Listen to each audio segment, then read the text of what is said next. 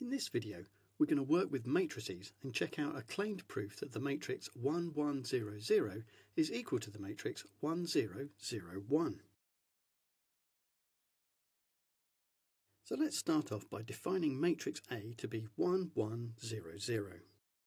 And if I multiply A by itself, first I multiply 1 by 1 and then I add 1 times 0 to get this term here. Then I multiply 1 by 1 and add 1 times 0 to get this term here. Then 0 times 1 and 0 times 0 to get this term here. And lastly 0 times 1 and 0 times 0 to get this term here. Well, 1 times 1 is 1, 1 times 0 is 0, 1 and 0 is 1. And 1 times 1 is 1, 1 times 0 is 0, 1 and 0 is 1. 0 times 1 is 0, 0 times 0 is 0, 0 plus 0 is 0.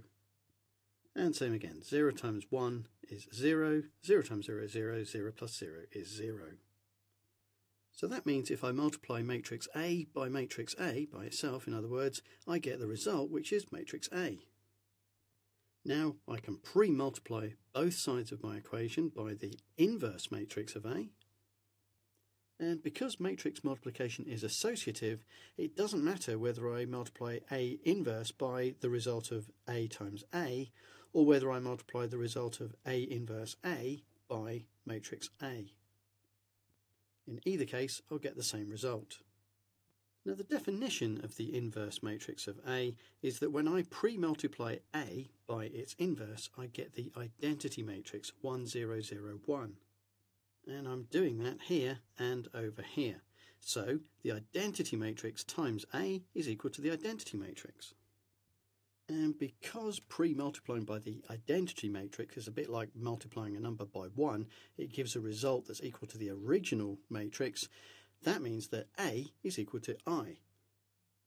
And through a series of logical steps, we've proved that the matrix 1, 1, 0, 0 is equal to the matrix 1, 0, 0, 1. Well, that was all very plausible, but I can assure you that the matrix 1, 1, 0, 0 is not equal to the matrix 1, 0, 0, 1.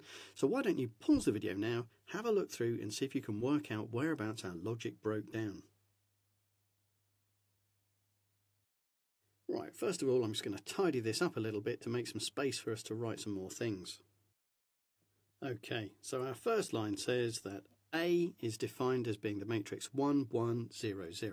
Well, that's a perfectly fine matrix, so there's no problems there. And in the next line, we multiply matrix A by itself and get the result 1, 1, 0, 0.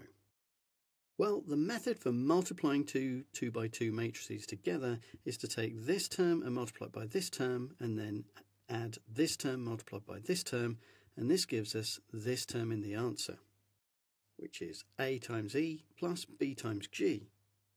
Then to get this term over here, I do A times F plus B times H. Then to get this term here, I do C times E plus D times G. Then to get this term here, I do C times F plus D times H. And indeed, when I apply that logic to 1, 1, 0, 0 times 1, 1, 0, 0, I do get 1 times 1 plus 1 times 0, 1 times 1 plus 1 times 0, 0 times 1 plus 0 times 0, and 0 times 1 plus 0 times 0. Which is indeed 1, 1, 0, 0. So that second line is also correct. Then just representing the matrices by their letters, we can see that A, or A times A, does in fact equal A. Now in the next line we start talking about A inverse, A to the power of minus 1, the inverse matrix of A. And the meaning of the word inverse here is the matrix that I need to multiply A by in order to get the identity matrix 1, 0, 0, 1. So if our matrix A started off as being A, B, C, D, the inverse of A is the inverse of this matrix. And this turns out to be 1 over AD minus BC times the matrix D, negative B, negative C, A.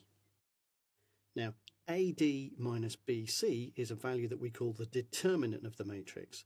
And that's quite easy to calculate for a 2 by 2 matrix. It's a bit more complicated for bigger matrices, but we'll just stick to a 2 by 2 matrix for now.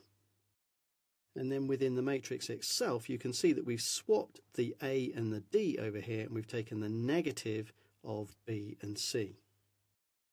So when we define the inverse matrix in that way, we find that A inverse times A gives us the identity matrix 1, 0, 0, 1. Let's run through and see it in action. With A being defined as matrix A, B, C, D, and the inverse of A being 1 over the determinant times D, negative B, negative C, A, we've got A inverse A is equal to all that lot. Now this is just a constant times every term in the resultant matrix, so let's multiply these two matrices together using the method that we talked about earlier. We're going to have to do D times A add negative B times C for this term up here. Then it's going to be D times B add negative B times D for this term over here.